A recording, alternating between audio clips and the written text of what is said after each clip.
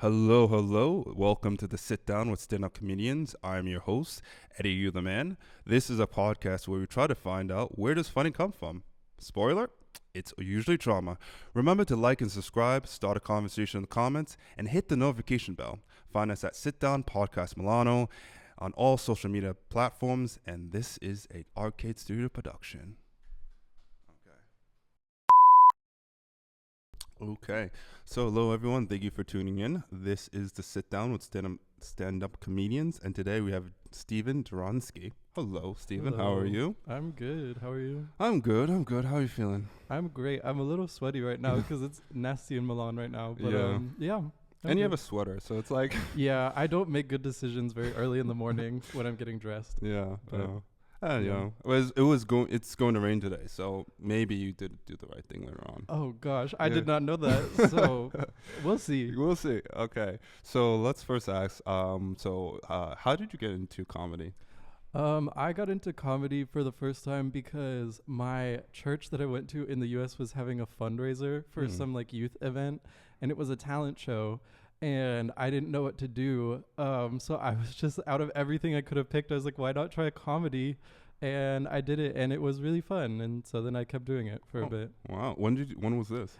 I was like 17, so it was like 5 years ago. Oh, so you've been doing it steadily for 5 years. No, No. I've been doing it around the time when I started, and then I took a break for a while. So I did stand up probably like 4 or 5 times in the US. Uh-huh. And then I was in an improv comedy group for like 2 years, and then I took a break for a couple years, and now I've started again. Oh, wow. So Yeah. you have a lot of experience. That's really interesting. Yeah, a little bit. Yeah. And so you come from the States, which, I'm not American, so it's really nice. Here in Yeah. Italy, you see very few of them that Truly. stay longer. So where exactly are you from? I'm from Maryland. Okay. Not from a big city. I'm from like the southern part of Maryland. I live in the woods. Okay. And Yeah. how's life there? It's really nice. I didn't realize until I came here that I've never lived in a city before, and so Ah. having like people around and like buildings and everything is crazy all of the time. But I really like living there also. How many, like, I come from Rhode Island, which is like the smallest Okay. state, Yeah, and I yeah. come from a very small town, so I'm a small town boy as well. Like, Yeah. I mean, I moved to like Boston and all that stuff, so that Okay. was the first time. But like, also, I always think like, yeah, for me, I like a house with a yard in the back. I can't do Yeah, the city yeah. life. So how is the city life for you? It's fine. I like public transportation, which I had never experienced before really, because living in the States, it's just awful in that regard. But I don't know. I got robbed a couple weeks ago, What? which was so bad. Yeah. I attribute that to living in the city, I guess, but yeah. Yeah. So- What happened though? I was like in the park outside of my school with my friends, and I mean, we all go out there like after school all the time and like put our stuff down. And then my backpack was like next to some people's, but it got swapped for like another backpack that was full of dirty clothes. What? Yeah, it was awful. And then my AirPods were in there, so I tracked it to this like KFC, and I came up with a group of like 10 people to this KFC. Like we were going to go steal my backpack back from whoever took it, and the person was just not there. So I don't know. This is like Mission Impossible. Like, that's crazy. No, it was. It's crazy. Actually, like here, have to know, like here in Milan, it's always like the pickpocketers. They have all these Yeah. things. But I've never heard someone do that. Like, switch Yes. a bag. This is intentional. They were thinking about this. This is Yes, planned, I know. No, It's it's like, so awful. damn. Sometimes I still I take my phone out and I use my find my thing on my iPhone, and I just look at my AirPods location just like longingly. Yeah, it's like, oh, that's where you are. And I was Yeah. I know that once this happened, like they did this and they tracked it. It was like they found out in a couple of days. Like it was a car, so obviously more. It was another. It was another like continent. It Yeah. was like but that's crazy. Sorry about that, man. Did you have much Yeah. stuff in there besides the AirPods? My laptop, yeah, and then I lost like all of my school stuff or a bunch of files for school. It was a whole deal. But I've recovered now and I'm better than ever. So life is Okay. great. Life is great. Okay, yeah, I was gonna say. Oh, okay, wow. Well, I mean, life is great, so that's good to. That's what I'm telling myself. I would say that too. You have the confidence to keep saying that because at that point, that's a lot. But I Yeah. mean, you gotta keep it. So, anyways, as you know, we're gonna watch. We have a video that Steven sent to us. I sent a couple. I chose one that I found really interesting. So we're gonna watch it together. And Okay. as you know, we're gonna look at your reactions, and then after that, we'll talk. So first, let me get it Perfect. up, and there we go. Like that. Okay. So let's go here.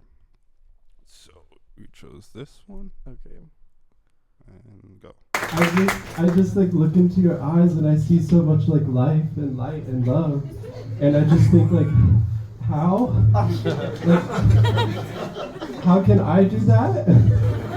You know, like I've been taking risks lately to try to feel like more alive. Like when normal people cook chicken and then they like take it off and they're not sure if it's done. I'm just like nom nom nom nom nom. Nom, nom, nom. Or like, you know, we had that like big thunderstorm the other day, and so it started like lightninging, and so I went into my bedroom, and you know how we all have that big like the big metal pole you keep in your room. Okay, no, just me, okay. And so I got the big metal pole and I went up on the roof of my apartment building and I just like stood there for a little bit like, if it's my time, it's my time. And I left and I felt so grateful afterwards. And then my latest risk is these pants. And I bought them yesterday at a flea market, and I wore them today without washing them. And who knows what's crawling around on me right now? And you know, I did all of these things to feel something, and all today, I have felt so itchy. Like, I have just been so itchy, and I think it's gonorrhea. Yes. And you know, you're like, gonorrhea is an STD, like you have to have sex together. I fucked the pants. Be raw. And there was no protection. I'm pregnant now.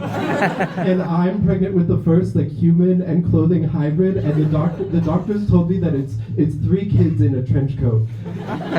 Okay. So tell me a little bit about that video. I don't know what there is to say. I started when I was writing that. I started because I wanted to talk about the pants because I really did buy them the day before, and then I did wear them without washing them, and then I was like, oh gosh, I need something else to go along with these pants, and so I thought of the like taking risks thing. But the whole time I was writing that, I was like, this is so stupid. Like, I sound so stupid right now. And so I think that's a big part of my process is I write stuff and then I'm like, gosh, this sounds really stupid. And then I try to act. I don't know, really nervous, I guess. Yeah, that's something I remember when I first watched you. I was like, oh yeah, he does that really good because you use that nervousness / anxiety, and that brings it out, so it makes it comical because you're like, okay, and the thing I really like is that you're building it too. So you have this like your voice is trembling, and you're like shaking. And I remember I was with my girlfriend, and she's like, is he really like shaking really like that? Is that just his thing? Because it's like, you know, and you're like shaking, so you it comes off as you're really nervous, but like the longer it goes, it's like, oh, but he's doing it in such a good way that it's like, is he really doing it, or is that just part of the bit, you know? Yeah, well, no, I am really doing it. I have a medical condition called a tremor where I always shake like constantly. Yeah, so I look like I'm like recovering from drugs or something around the clock, and there's no way for me to stop it, and it gets worse when I perform. Like, I love performing and stuff, but it just always happens whenever I'm doing something like important, basically. And so it's kind of like there's not really a way for me to like stop it, so I just kind of have to embrace it. Yeah, that's really good, because I feel like some people will try to steer away from it, but embracing it. And I've seen it a couple times with different comedians where they embrace that situation, and it comes out even better because it's like it becomes part of the act, so people are also aware of that and conscious of it, and so it becomes funny, you know. So it's really interesting. And so you said that you did some improv before. Did that help you with this process of like you know, making these jokes or anything, and how? I think so. I think it helps me more with the acting part and like coming up with the delivery. I always, when I was doing improv, I never felt like I was like super funny compared to some of the people that I was with, but like I really love acting, and I was like good at that kind of stuff. And so I think when I'm like working on my delivery, that's a lot of what will like carry some of the jokes, because like the thing I said about the big metal pole that everyone has in the room, that's so dumb. And like when I was writing this, I was like, I'm gonna go into this hostel full of grown adults and make a joke about us all having a metal pole in our room and no one's gonna say anything. And I think a lot of it just comes from like being able to act the like jokes out as well. So I think that's really where it helps me from. Yeah, I'm also like in the same way. I love to act it out because I feel like a lot of times people come and you do your bits and it's just like speaking, which is interesting, but like people Yeah. often forget the aspect of like people also have a short attention span. Yeah. So they like something that go along with it. And Yeah. acting is one of the best way to do it, because it's like, oh, what is he doing? What is he going to do next? Yeah. And so that's really interesting. And so you put onto that, and I do that well. But it's also like, what I like about what you do is also like, in the middle of when you're talking, you're Mhm. nervous, but you're also pausing. Like, Mhm. it gets worse. It gets worse. Yeah. No, Yeah. it gets worse. And then Yeah. like, then you have this build up, and then the punch is really good. So I remember seeing this for the first time. I was like, I like this guy. He's really good, you know. So that was really, really nice. Thank you. Thank you. And what's your process? Like, you say you write it, and so another thing. So the thing you said about something like you didn't know it's stupid. That's the best thing. Like I think like part of comedy is like, this is stupid, but let's just see, you know? Yeah. Let's just see, you know? Because you Yeah. never know. You really never know it's really stupid, or is it really stupid enough that it's stupid enough to be funny, you know? Yeah. And like, it's very random. I think that's the best. But what's your process of writing? I have just like a big note on my phone, and whenever I think of something, I just like write it down. If it's like I see something on the street, like the other day I saw these two dogs having sex on the sidewalk by this cafe, and I just like wrote it down. I was like, dogs having sex on the sidewalk, and then I'll go back to that sometime and like flesh out stuff or like random thoughts that I have. But yeah, so I like come up with a bunch of ideas, and then I sit down whenever I know I need to like, or I want to write new stuff, and then I try to like condense them. And then a big part is like trying to find some sort of thread that like ties things together, because I really enjoy that. It's like really satisfying to set up something at the beginning of a routine and then come back to it at the end, Exactly. or like be able to like go back to it. Yeah, like a full circle thing. That's Yeah, something. yeah. For me, I usually I can't write things down for shit. I think I was actually just watching, like the first time I performed was like a year and a half ago, more than that, and I was like, okay, I was told you should write stuff down. I was writing it down, and I was just like, yeah, fuck that shit. I can't do that. So what I do is actually, the most times, like most of my bits come from when I'm washing the dishes. Okay. I don't know why. It's the most mundane thing, the most boring thing, but because I'm there and I have ADHD, I can't do anything else. My mind starts to wander. It's like, you know, and I like will like say it out loud and whatever, and then I'll spend the other part of it acting it out, you know. So it's like saying it out loud and acting it out, and like making the voices and all that stuff, which people don't like. That's why I like to have you on, and why I like, people don't understand the voice and like the volume and like the way you play with it. I think it really changes like the whole act. Yeah. It really does, because nothing's worse than someone who's monotone. I mean, you can still be good, but like, it's like the ad-libs. Yeah. No, it's so weird because like when I was starting stand-up, I wasn't sure about how I should like present myself, kind of. And back when I did it in the US, I used to always just kind of be like a little bit like sassy and just like loud and more aggressive than I normally am. And whenever I would watch videos of myself, I was just like, that's gross. Like, I didn't like it. And then when I came here, I was like trying out some new things because it was like my first time doing stand-up in a while. And I tried my first time the same thing, and it worked. Like, people liked the routine and everything, but it just didn't feel right. And then I think the one we're watching now was like my second or third time, and I remember I had seen some videos of other comedians on like YouTube who were like just really nervous, and I was like, I'm really nervous all the time, maybe I could do that. And then it started clicking more for me, I think. Yeah, it's about finding your niche, you know. Yeah. Finding, like, people try to copy other things they see, but not like in the sense like, okay, let me try to do this, let me try to do that, but you have to work with what you have, and then build from there, because then it comes authentic and it's real. So like, so what you're saying, like, yeah, that's really interesting. Okay, so you've lived here in Milan for how long now? Like 8 months. 8 months. Yeah. And how was that coming from the States to here? It was great. I really love it here. I feel so happy here compared to like before when I came in the US or from the US. And I had also lived in like Florence for 4 months for like studying as well before coming here, and then I made the decision to move here like more for 2 years at least. So yeah, I really love it. A lot of adjustments and stuff, but I don't know what it is. I just feel like so good. And what made you choose Italy and Milan at the end? I got accepted to a school here and they gave me money. Yeah. Actually, that's funny. That's the same thing with me. I originally was in the States. I studied there, dropped out, Yeah, college dropout. Yeah. Yep, got around that crowd. And then it's funny. I moved here because of a dream. Honestly, like Okay. like Martin Luther King. I had a dream. Oh my gosh, okay. Except it was just my dream, and so I just moved out to Berlin for like 9 months, and Okay. then I got into. I wanted to go there for university, didn't get in, Mhm. whatever, and then I got into Statale. I was like, okay. Okay. And then Yeah. and they gave me money. I was like, okay, like thank Yeah. you, I'll take that. And then, Yeah. yeah. So it's interesting for you. I know that for me, my first still I before I even came here, I did a study abroad for like 3 months, but I remember Mhm. those 3 months was like the cultural difference. How was the cultural difference for you being here in this here in Italy compared to the States? It literally, there was like nothing. There's nothing. No, Really. I actually mentioned this in the video that we're seeing, Hmm. but I felt like there was no culture shock when I came to Italy at Mhm. all. When I moved here, so I say that when I moved to Milan for the first like month, I was like super sad. And I was like, oh, I made the wrong decision. I'm so Mhm. stupid. I need to go home. I'm a little baby, all this stuff.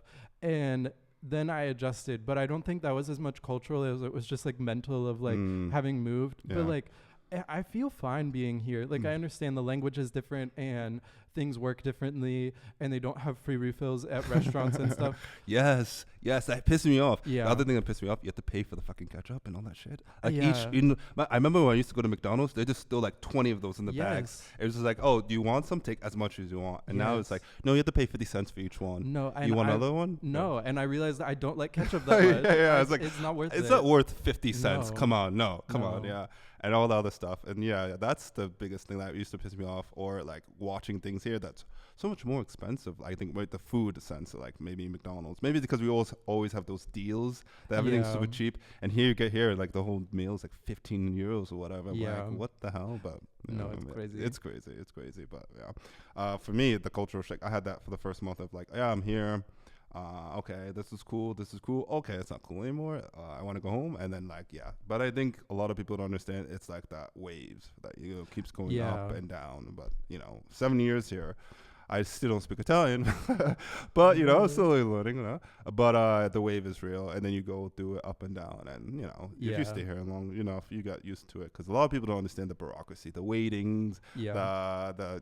I remember this weekend I went to Bologna with my girlfriend, and we were coming back. We were coming back with the bus. Mm-hmm. And so the bus was at 3:30, right? So we got there, on early, like 10 minutes early, and we were waiting there, and then they're late. Okay, whatever. We're late. They're late. That's what happens. And then all of a sudden we're asking questions, and no one knows anything. And when is it coming? We don't know. When is it coming? I don't know. And then then we say, oh, it's canceled. It's canceled. Yeah. I was like, what? How do sounds you right. a Flixbus? How do you just cancel a bus? Yeah. Like when you're late, it's like, yeah, no, it's canceled. But you can go online and you can get another bus. So we're like, okay, we're getting another bus. Okay. That bus showed up like hour and a half late as well. And again, we're like asking but where's the bus? And it's like, they shut off the GPS. It's like, oh, so you don't even know where it is. What? So this guy's just like, you know what? I'm going to be like, so let me switch it off. And just like, we're, and I for us, it was okay because whatever. But there was this guy who's like, yeah, I need to go to Senegal. I need to get an airplane to Senegal. And no. I was hoping this would be on time. So he's just like freaking out, like, am I going to get there on time? And I think at the end he just took like a train or whatever. But that's like 150 Gosh. euros. Yeah. So, Yeah. No, I moved to this country. Like, I moved to a different continent, but I hate traveling Yeah. so much. Mm. All of my friends at school go places like all the time, and they're like, "Where are you going this weekend?" And I'm like, "My couch." It is. I don't know, all that stuff, like the canceling, the Yeah. like planning, all of it. Can't stand it. Yeah. I think for me, I get like a lot of anxiety beforehand of like going and reaching places. 'Cause I always have this fear that I'm just gonna like lose something or something's gonna Yeah. happen. So I need to be there on time. But when I'm also there on time, I'm still like, no, I'm lost it somehow. And so Yeah. I'm like whatever. And so like that the anxiety and all that stuff is like really like heavy on me, whatever. Yeah. So actually that goes back to the comedy. I see like with you a lot of your comedy has this like anxious feel to it, Mhm. and so that's real, as you said. Yeah. So I'm really anxious. you're really anxious. Okay. Is this something that always has been, or just? Yeah, when I was younger, I used to be scared of like everything mostly. Mhm. And then I've gotten over that slowly as I've been older. But I am just like a generally anxious person, or at least I thought I was. And then when I moved here and I started going to school here, everyone's like, "Oh, you're so laid back, and you just like prance through life, and like you're always fine with everything." And I'm just like, "Who are you talking to?" So I don't know. For me, in my mind, I'm a very anxious person just all the time. Yeah. So Yeah. And so for you, before you go on stage, like, do you have that like anxiousness or the? I don't have that anxiousness about performing. I'm like very calm. I love performing so much. And when I go up there, I feel like very comfortable. But I have to get myself in that kind of like anxious like space for like acting and that kind of stuff. And like telling the stories. Okay. And so I like, it's weird. Like when people ask me beforehand if I'm nervous, I'll say no, but I'm like, no. And then they're like, oh, it's okay. You're going to do fine. And then I'm like, no, really, I'm okay. But I'm just like getting myself ready to be anxious. And how do you put yourself in that mind frame? Like, I don't know. A lot of times it just comes with like rehearsing the material and, just genuinely like thinking about the events and trying to put myself back in those places. Like on the subway or the metro before I was coming to this performance, I was like rehearsing my stuff and I was like, these people think I'm crazy because I look like I'm about to have a breakdown and I'm like mouthing words to myself. No. And yeah, so it's just practice, I guess, and like remembering these stories and why I wrote them in the first place. Yeah, I do the same thing every time before I go on. I go and rehearse it outside. And I swear a lot of people, because I'll say it loud because I have to hear myself and also act it out. So like, and then I'll stop in between. Nope, take that out. Yeah. And people are just like, is he okay? Is there something wrong with this guy? And I see people like kind of like turning the other across the street. Yeah. I'm like, yeah, you have no idea. But yeah, it's getting yourself in that mind frame. And I can't talk to anyone beforehand. Like I feel like I'm like, I was like, hey, how you doing? Yeah, I'm good. Yeah. Talk to me afterwards, please, because I'm in the, I'm getting myself prepared and and the thing is like trying to be nice because I don't want to come off like the asshole, like, yeah, don't talk to me. And so I'm like, yeah, how are you? Yeah. I'm doing good. Yeah. And you? No, yeah, that's nice. Your weekend was great. Yeah, really. Yeah. Oh, really? Oh, you got to go on with this. Oh, please don't go on with this. No, please stop. So yeah. So it's like, that mind frame of getting inside of there, it's a lot. But I mean, that's how you do it, That's how you do it. And I feel so stupid like every time I perform because I rehearse, but I do it in my room. And so I have this one water bottle that I use as a microphone because I have to like practice like holding it and everything. And so I'm just walking around my room being like, hey guys, you all look great tonight. And I'm like looking at the dust that's in the corner of my room. And I don't know. It's so hard when you don't have an audience to like do jokes, or when my friends are like, tell me a joke when they meet me or stuff. And I'm just like, I can't, like if I don't have the feedback of a whole room of people saying a punchline and hearing nothing afterwards feels so crazy. Yeah. I hate that. I hate it was like, oh, you're a comedian? Tell me your joke. No, it doesn't work like that, Not at all. It's like, oh, you're a singer? Sing for me right now. Exactly. Like, I'm like, no, it's like, and a lot of times what I do, maybe I always test my jokes off with my girlfriend and whatever. But a lot of times it's like, yeah, it's okay. And then I'll like, okay, no, I'm working on it. And then I'll do it. It's like, oh no, I heard you just say it. Yeah. I didn't hear you actually do that whole bit with it. So that changes the whole thing. Because when you're like testing it, you're like, okay, like, can you just tell me how the joke is in itself? Yeah. I'll act later on. Yeah. I'd add the other stuff. I just need to know if this is not stupid, you know? No, every time I do it, I'm like, okay, I'll do it better when I perform it, and I probably forgot some of the words, and it'll be better when there's a room full of people. But like, listen to my jokes and tell me how you think they are. Yeah. And I think for me, the reason why I don't like act it out is because I want to save that, I want to save that for when I actually perform it, because if I do it now, it feels like, and it doesn't work, I'm like, damn, like then I have to start again. So it's just like, I'll just tell you the context of the joke. You tell me if it's okay. And then later on, you see me perform, and that's the other thing. Yeah. And that's how I feel like it works for me. And so now, what do you want to do with comedy? Like, what's your explorations or thoughts? I have no idea. I just keep writing stuff so much and like refining it, and then I take a step back, and then I'm like, why am I doing this? Like, is it just for fun, or like what? And then I perform, and all like people who come, or like my friends from school, are like, wow, that's like so crazy. Like, that's a whole other side of you and stuff. And so I don't know. I would love to like end up doing it more, or like even professionally one day, but it's just like I don't know. Yeah, but you're really good. I'd say like you have so much potential, man. You have to dig into that, like, you know. Yeah. There's like, I feel like like again, I said this because I feel I've seen a lot of comedians who are like the same in a sense, like they're doing their bits, and then every once in a while you see someone that's like, okay, that's different. That's different, and I like that because that shines, you know, that thing of like, well, you know, seeing everyone trying to be the same, but then seeing someone do something of their own, it shines, and I think it comes out, and everyone's like, okay, you know, not the same old, like, you know, bit, you know, and, you know, short, whatever. That's the other thing is so many comedians that I don't know, I feel so strange every time I go to an open mic here because first of all, I feel like a child. I'm 22, but in my mind, I'm still like 15 and you're like a grown adult and you have like a beard and like things in your life and so do so many of the other people who perform, and then I feel like I just show up and I'm just like, hey.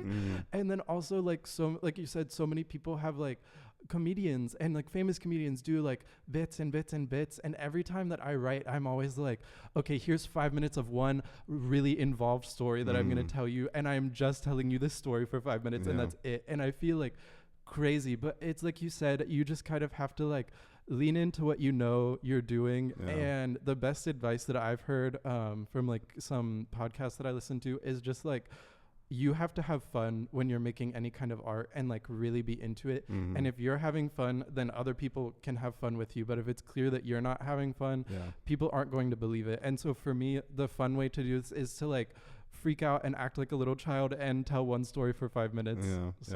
I do the same thing. Me, I'm just stories. I do the same thing as you, where I find an idea and I try to thread it all together. That will come, so it comes full circle, whatever, because to me that's easier to remember. So I'm not like looking like, okay, this joke is done, this joke's done, this joke's done. But me, it's also fun, you know, like, because it's just like what I would say with my friends, you know. I'm just acting out even more, so it's just like, oh, I would say this to my friends, but now I have a full audience, perfect, you know. Like turn it on. So that was really interesting. So you find yourself mostly as a storyteller then? Yeah, I guess so. And that's something that's cool. Like the one cool thing that I enjoy about architecture is that it's like also storytelling and like all of the art that I make, because I do like visual art and stuff too sometimes. And it's all about like storytelling or like conveying that kind of like emotion and the narrative to people. And so that's a skill that I've developed not just for comedy, but for like other things in life too, which is fun. Well, and that's funny because then you also do architecture, which is like, opposite. Like basically. Really opposite, you know. It's like, here's the lines, you have to fix it, you got to do like that, and then you're like, let me just draw some lines, who cares? It's interesting. It's interesting. You have this duality. Okay, let me see, I have like so many thoughts, but we saw videos and all that stuff. Okay, so to change your voice, and so it's you tell me about when you did improv, a little bit about improv. How long did you do it for? 2 years. 2 years. Yeah, well, I was in college. Okay, my sister, I think she did improv, and it's another way of thinking. Like, how is that set up? Like the yes and or yes but and that. Yeah, it is very different. It's really fun. I'm very scared of everything. And I'm very scared of like conflict a lot of the times, or like imposing my ideas on like other people. And when you do improv, it's kind of like everyone has to go out there and everyone has to bring something, and then you all like figure it out together. And the people that I was doing it with were all like amazing, and I learned so much. And it's like very, I don't know, the mindset is very different. It's just kind of like you have to go out there and just start bringing stuff to the table, and whether or not it's good or bad, you don't have time to evaluate that. You just have to like bring forward what you have, and then trust the people that you're doing it with that you'll figure it out and you'll find something nice. And a lot of the time I feel like you do. Okay, so it's like everyone's working together, and like, so nothing falls apart. So even if you have something weak, someone else will bring it up. And because I've seen a lot of those improvs where it's like someone says something and it's like, what the hell am I going to do with that? And then they still keep it going. And so the whole point is like, don't stop, keep going, don't break character, and like all that stuff. It's all about just like reacting and being able to, someone brings something, and then not only how can I like react to it, but how can I react to it and add something to it, and then keep putting little pieces of yourself into all of these ideas until it kind of comes together. Okay, and this translates into comedy in the sense of like acting that out as well. And Yeah, and also just coming up. I mean, improv is storytelling. Again, it's like that same idea of being able to build like a narrative structure and that kind of stuff. And you know, when I do stand up, I don't really improv any of it. Like I literally write out like word for word what I'm gonna say almost. But it's like the confidence of being able to like know the characters and like what kind of like character you need to be playing sort of to like carry the story forward. And like also a lot of the things, the pieces of storytelling like in improv, they talk about like specificity, or it can make something really funny if you like say something really randomly specific. And that works the same in stand-up kind of, I think. And so there's lots of like things that translate. A lot of comedians like study improv also to help them. That's the thing I want to get into. I'm just lazy. No, it's the improv classes are expensive, and I'm also cheap. So like I would like to do that, but I also don't have the money for that. I'm like struggling now. I'm getting by slowly. But of course, and so to go back on your jokes and everything, so you came to Milan, you have the cultural difference, and so tell me about you have these jokes that you were homeschooled. Is that true? You were like I said, okay, tell me about like that. I was homeschooled for like only a few years, up until second grade, to when I was like 7. And so I have 3 older sisters, and I'm the youngest by like 10 years. Okay. So they were all homeschooled until they were like 13, I think. And then they went to like a private high school. And so then when I was born and my parents started homeschooling me, my sisters were like, you should put him in public school. I don't know. They just thought that I really needed it for some reason. I don't really remember why. But I ended up starting to go to a public school when I was little. But I was homeschooled for a bit. And how was that, being homeschooled? It was nice. I enjoyed it. I felt like it gave me a really good foundation for like academics and stuff. And I mean, really grateful to my parents for like doing that and those kinds of things. And I got to take like fun classes. It wasn't like I was just locked alone in my basement with my mom, but I took like jujitsu classes and like art classes and stuff. Okay, interesting. And then you went to a private school? No, I went to a public school for the rest of my life. I was the only child. Okay, and how did that break into it? Was it like? It was hard at first. When I went to 3rd grade, I would randomly start crying during class during the day, and to this day I don't know why. And so it was a big adjustment. And then over time, I was like very strange and like wasn't great at interacting with people a lot. But then by the time I got to high school, I started doing things like I played soccer and I was in theater, and I joke that I didn't have a personality for the first like 17 years of my life. And I really have to thank some of my friends in high school who started being like, Stephen, sometimes you say things that are like really funny. And I was like, do I? And then I started like realizing that about myself, kind of, that like I could be funny sometimes. And that's actually like kind of credit them with giving me the confidence to start doing like comedy and acting more. Okay. Do you think that like the first couple years of being homeschooled also like attributed to like being that, like having that thought process that allowed you to like, you know, like say random stuff that people are like, okay, I never heard that? Maybe. I'm not sure. I don't know. I mean, I was so young, so I don't remember super well. But I think I was just like, that when I started going to public school, it was more of an adjustment, like being around a lot of different people all the time. Like before when I was homeschooled, I was around some people, but not that many. But I also think a lot of it was just me being like really weird. And that's just kind of who I am, and I've just leaned into that more as I've grown up. Okay, interesting.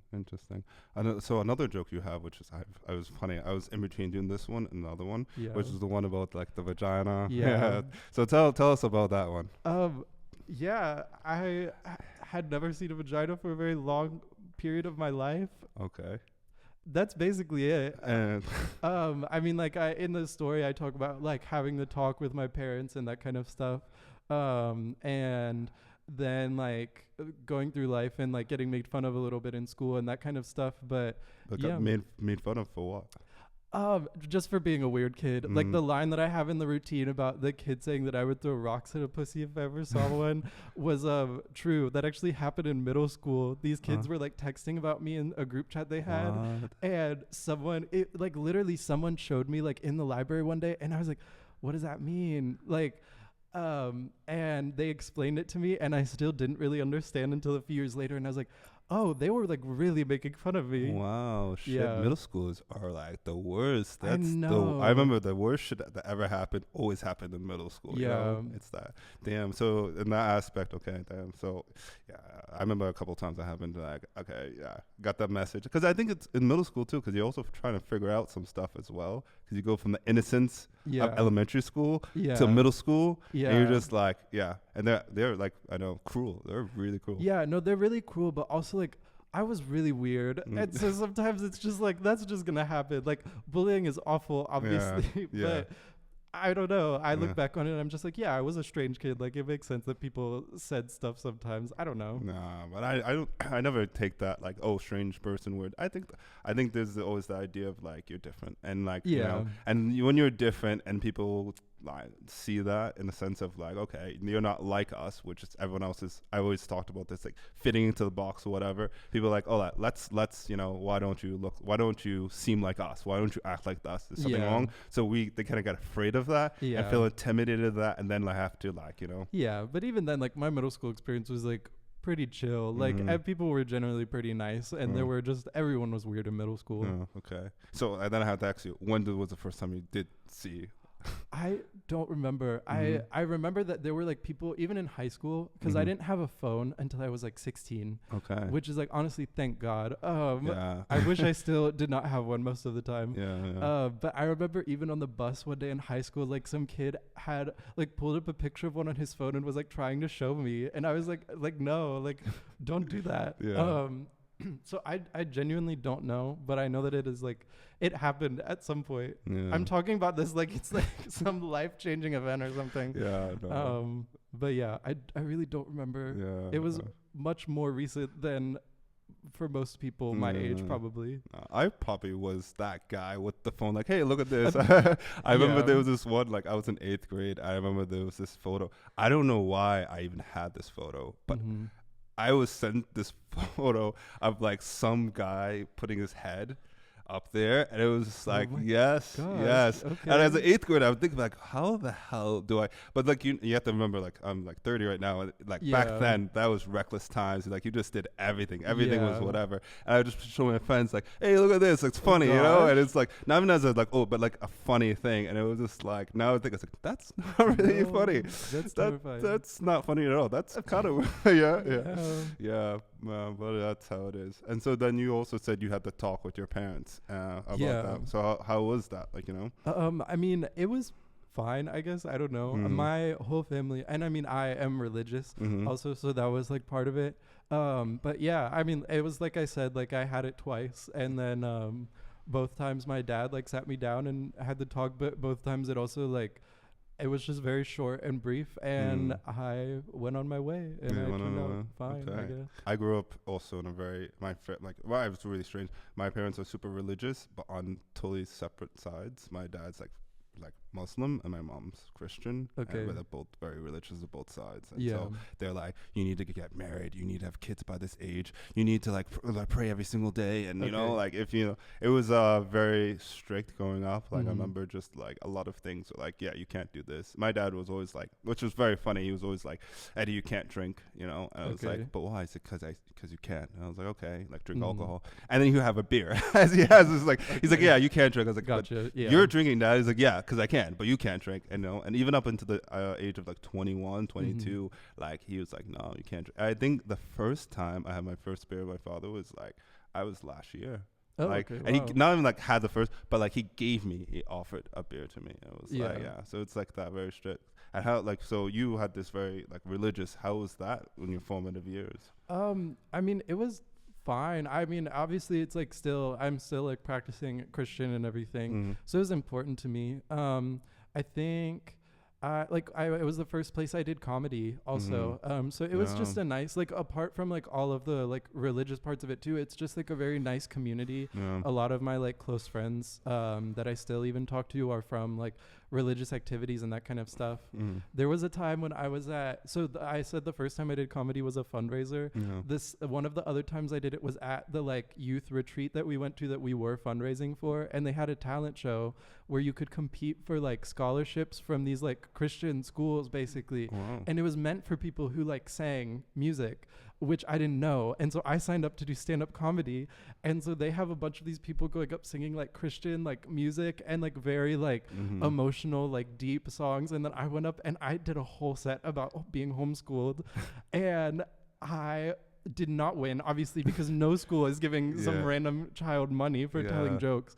But then they asked me to perform at like the stage in front of everyone. Like the 3 winners who all like played guitar and sang beautifully got to perform because they like earned it. And then I got to perform because they needed someone to fill time. So I performed for like 2,000 people or something. Wow. Yeah. That's a lot of people. It is a lot of people. It is a lot of people. That's like, okay, that's a big, so how was that like in fun? And they were laughing and engaging too, yeah? Yes, they were. I did a set that I had written before that I knew was like pretty good. And I remember I like went backstage beforehand and I got to meet like all of the other people who were there.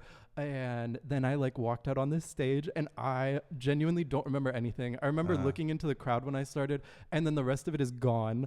And it's just so crazy to me that I had that many people listening to words I was saying. Yeah, that's like a movie. It's like, you know, when you go in and then the lights come on and then afterwards, like, what happened? Oh, it was amazing. And like, at the end, it's just to hear the applause. That's a really straight up movie. Yeah. And I think it goes back to what you were saying about like all these things, like you got the part because at the end you did something different, you know? So every time, like, you know, I guess so. Yeah, you got the part because you did something different. Everyone was doing the same thing and yours was different. And people recognized that and they liked that because I'm sure everyone was singing, everyone had a guitar, and everyone was like, another guitar, fuck, you know, like you're like, no, yes, you're gonna like it, but like it's refreshing to see something different, and so I guess so. So then you got 2,000. Damn, that's something you gotta say that out loud, like say that with your chest, man. That's 2,000 people is a lot of people. I've at the most 50, you know, like and I feel happy about that, but 2,000 people, wow, it was really crazy. I do remember though, like the next day after I performed, because I did my little set at my auditions about being homeschooled and it was like new material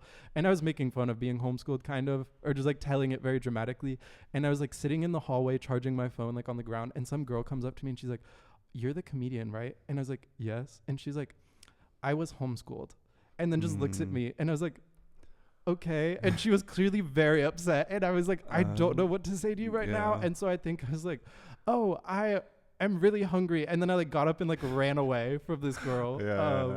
But yeah, it was a very fun event. And it was like, we were there for a few days and I performed at one of the like first days. And so all throughout the week, there were people being like, "You're the comedian guy. Like, that's so crazy." And it was like a very weird sensation. And like, I mean, performing, obviously part of it is like people recognize you and you like, or it's that idea of like being a celebrity almost, even if we're just doing open mics for like 50 people or something.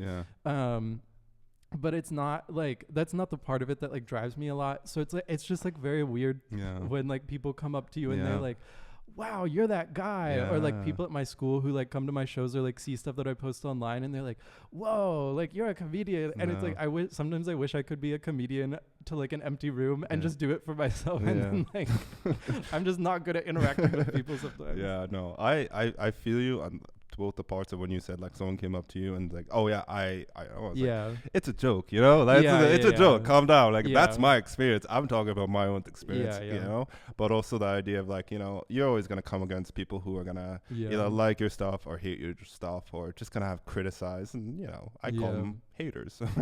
I just call them haters, you know, and haters can do what haters gonna hate, you know. So but I also, like as you said, like I've had some times where people came up and like, you know, that was really good, and I think to this day I would always remember this. I was on a plane, I think I was going to Barcelona. Was it Barcelona? I don't remember now. Yeah, I think it was either Barcelona or no, I was going to Belgium. Okay. And so I got off the plane and I'm taking the bus to go into the city, Brussels, whatever. And someone across from me is like, "Hey, you're that comedian, right?" Really? I think I saw you. I was like, "What?" And this is my first couple months. I was like, yeah, I do. It's like, yeah, I remember seeing you one time. I was like, wow, what? I was just like, in another country too. And of course, it's like, you know, we do it for like small amount of people. So it wasn't even like the idea, but it was just like, yeah, I mean, it's a cheap flight as well. So I mean, it's still the same circle, but it was still nice, because you land in another place. It was like, yeah, I know you. I was like, oh wow, that's so cool. And it's like, it makes you feel fulfilled. Also, someone come up to you, you're that comedian, so that means someone's talking about you. You had that buzz. People were like, and so I think it's like I'm always connecting a lot of stuff because that's what I love to do. And it's funny because you told me the story before about like how they were telling you like they were talking about you about like throwing rocks, whatever. So you have people talking about, and then on the other side you have people talking about how good you are. So it's just like it's a full circle, It's a really full circle. It's a full circle. I mean, and it started out with like you getting up there and saying I'll do something different. That's really interesting. That's really interesting. Okay, so let me see. What do you have for time right now? 40 minutes. Okay, then we can just have a couple more questions for you. Okay, yeah, I think I don't know. Okay. Growing up. Okay, so this. So for you, what kind of advice would you say, like, would you give to other people who are starting off, or would you give to yourself when you're like starting off? Oh gosh. Well, I think one thing would be that like you really have to love what you're doing. And yeah, so there's that. A lot of this is also advice that has been given to me by other people. Another thing I would say is like a lot of times as comedians, there's like a chance where we can like, after the show, you're like, oh, the audience was like not that great, or the crowd just didn't have that much energy. But it's like, that's not something we can control. So I would just say with any kind of performance, like you really just have to focus on the things you can control. And it's like a lot of the times I can go into a show and be like, I don't know if the audience is going to be very good tonight, or like, I'm not sure if this set is going to be really good, but it's like, you have to tell yourself like, this is going to be a good show. Like, it's going to be great. I'm going to love it and I'm going to have fun. And that's the first step to getting other people to have fun. I think I heard that on a podcast that like Trixie Mattel was on or something. We're going to just recycle that. Yeah, but it's really like, you have to focus on the things that you can control and say like, this is going to be good. Like, I'm convinced of that. And I think the last thing I would say is like, anytime that you're doing art, like you just have to make it. Like there's so many times when or like weeks when I'm just like, I don't know if I want to sign up for this show, or like, I don't know if I want to go to this open mic. Like I'll have to write stuff and all that kind of stuff. And I don't know if it's going to be good, but it's like, just go and do it. Like, even if it's bad, it's still worth doing because you're getting experience and you're learning so much. There's so much value in like creating art and expressing yourself and putting yourself out there that it's like, you just need to do it. That was the thing. Like, that was one of the things that they said a lot when I was doing improv, and like we would have shows like every week and have rehearsals like 3 times a week, and we were constantly doing it. And it's like, you just have to go out there and do it. Even if it's not always great, even if it's like not always what you want it to be, just do it, because the act of like creating art is something that like will push you and you're like sharing yourself with the people around you, and it's helping to grow you and that kind of stuff. Yeah, I feel on that. I think also I always say like you never know how the crowd is gonna go, but you also don't know how the crowd's gonna go for you, because it's always like, sometimes you have, like, I remember a couple of times happened where maybe it's like the crowd was like really low, and then like I did a set and they were actually really reactive to me, or the crowd was super reactive and then I went and I was just and you never know. It's just as you said, it's the weather. You can have good days, you can have your bad days, but in general you go outside with the umbrella and just hope for the best, and you can get through it, or you just get fucked. But either way, you come out on the other side, and there's something you can grow from that, and you learn from that, and you can add that to your repertoire. And I think when I do some bits and they don't go so good, that's the ground for me to go back and say, okay, that didn't work, let's change it. That didn't work, why not? And like having that talk and communication with myself about because I think also that aspect of the audience, which I always keep saying, it's an interaction with the audience that you have to keep going. Is that like, you think something's funny, but then you don't think it's not actually funny because the crowd is not really laughing, or it just wasn't funny, or maybe not that crowd wasn't funny. But the idea is to go back and think to yourself, is this funny? Like, how did the crowd react? But also, what do I have to do to change it? Because I feel like, as you said, sometimes it's just keeping it simple. It's keeping it simple. If you make it too complicated, you know, people get lost. You know, Mhm. I remember when I first started, I had these long stories that would twist and turns, and I'm just like, but you know, they're not gonna. Then I realized it's like, no, it's just keep it simple. You know, Yeah. keep it simple. They follow that one Yeah. more. Yeah. No, and that's why for me it's so important to like rehearse my stuff beforehand to figure out how I'm gonna act, because it's like if I don't do that and I go in there and I start telling jokes and people aren't laughing or reacting how I thought, it's so easy for me to be like, I want to die right now. I'm just gonna speed through the rest of the routine and just get it done and then leave and go home and sleep. Yeah. But you really have to like go in there. It's like as comedians, it's weird, I feel like, for me, because you want to react to the audience and like work with them and go based on how they seem to be like reacting Yeah. to your stuff. But I also think it's important to kind of like stick to what you practice and what you think is going to work. And like if you rehearsed something, like go for it if you really think that it's good, because you put time in and you really believed in that at some point. Yeah. And then do that, and then okay, afterwards if it maybe didn't work so well, then we can reevaluate it. But like don't let yourself get so defeated in the moment that you just give up on that idea you Yeah. had, because you put time into that, you put your effort into making that, Yeah. and so it deserves to be able to be performed and to be put out there. Okay. Wow. Well said. Well said.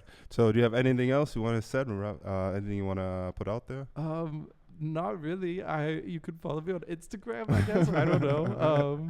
I'm just at Stephen Duranske on Instagram. Yeah, we'll put it underneath, so it'll be underneath your name Yeah. as well. Okay. Well, it's really nice talking to you. Yeah, and thank it you was for fun, having me. Of course.